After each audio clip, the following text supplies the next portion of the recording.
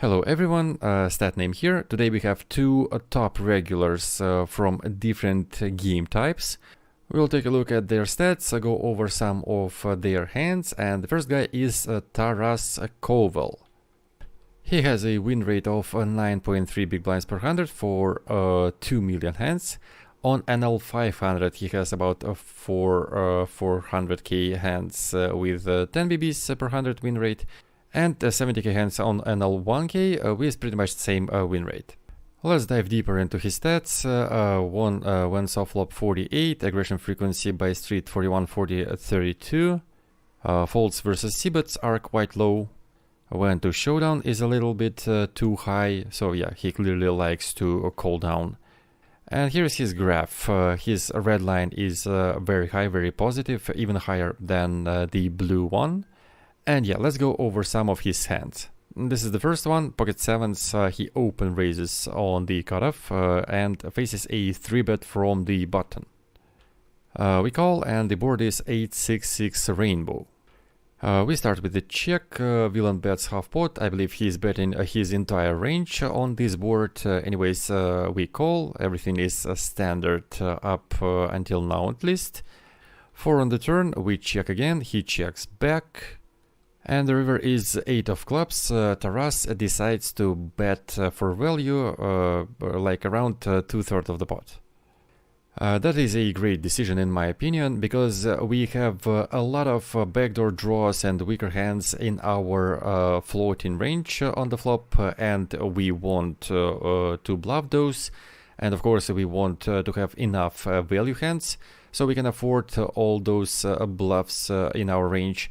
And if we only bet 8x and 6x, well, that's gonna give us a very narrow value range. So yeah, we want to extend our value range, and I'd say that we want to add at least pocket 9s and pocket 7s. Pocket 10s we mostly 4-bet pre-flop, I believe, so yeah, I think it is a great decision from Taras to bet for value with pocket 7s, but unfortunately we face a shove. Well, he actually reps quite narrow here in terms of value combos, because his main value hands are pocket aces, some pocket kings and some pocket queens. But the problem is that he probably range bets the flop, and most of those overpairs he would also bet on the turn. Like, I would say at least 75%. So yeah, I don't expect him to have a lot of value hands here. In terms of his potential bluffs, well, it's tough to say, but I believe he can turn pretty much any two high cards into a bluff, thinking that he does not have enough showdown value. So yeah, I think he can turn a lot of those into a bluff. So eventually our hero calls with the pocket 7s, and villain shows ace-jack high, which he decided to turn into a bluff. Well, I think it's a well-played hand from both parties. Okay, now move to the second player of the day. His nickname is Statname, and his win rate is 6.7 big blinds per 100 for over 560k hands. He played 400k hands on NL 500 with a 6 blind win rate, and a little more than 100k hands on NL 1k with a stunning win rate of 9 BBs per 100. Here are our hero's stats. Won when soft flop 52, aggression frequency by street 43, 33 and 40, and went to showdown 32. His red line is around 0, and I think we can go straight to his hand. Let's see what we got here. Pocket 7. Oh, let's start with another one with ace-jack. I think this one is a little more fun and interesting to watch. Here it is.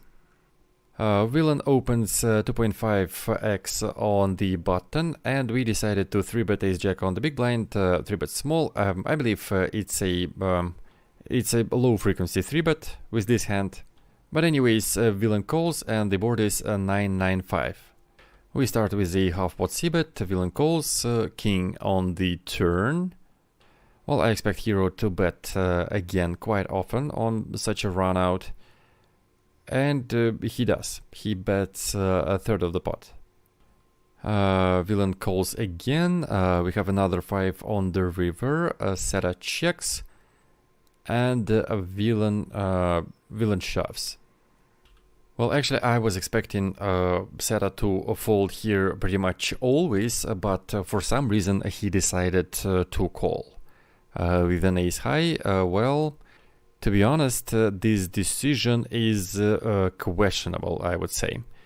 I mean, it's not obvious, at least, but if you dig deeper, you may find reasons to call. And the key argument in favor of calling is that villain can find a lot of bluffs here. If we take a look at the board, well, first of all, he probably has some low pocket pairs, pocket deuces to pocket fours. I mean, he would probably defend some of those pre-flop, at least with some frequency, I think, and he can definitely call twice with those, especially against a small bet on the turn. And when those are counterfeited on the river, well, the only option for him is to turn those hands into bluff. This is the first part of his potential bluffs. The second part is the backdoor hands he could have called twice. Those are hands like Queen Jack, Queen 10, Jack 10. Backdoor flush draw, backdoor straight draws that he called twice because he improved to a gut shot on the turn. I remind you that we've only bet a third of the pot on the turn, and I don't expect him to fold a gut shot against a 33% sizing. So yeah, I think Statname just decided that villain has a lot of potential bluffs in his range, and probably he is bluffing too much. The only thing is that I think it would be better for us to bluff with ace jack of diamonds, because with a diamond hand we don't block any of potential backdoors in villain's range. In this case we block 2 potential backdoor flush draw, backdoor straight draw combos that we expect him to bluff Queen Jack of spades and Jack 10 of spades. But yeah, with ace jack of diamonds we don't block any of those. So ace jack of diamonds would be much better as a bluff catcher.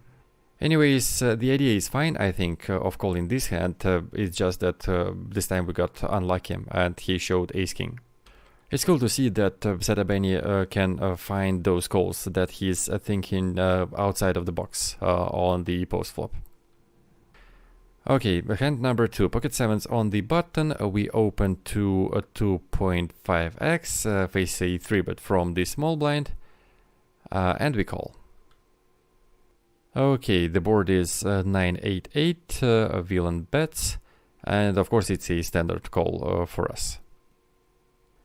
Turn, he bets again, 3/4 this time, and of course we want to call again. A lot of potential bluffs for our opponent here, like any Broadway hand pretty much.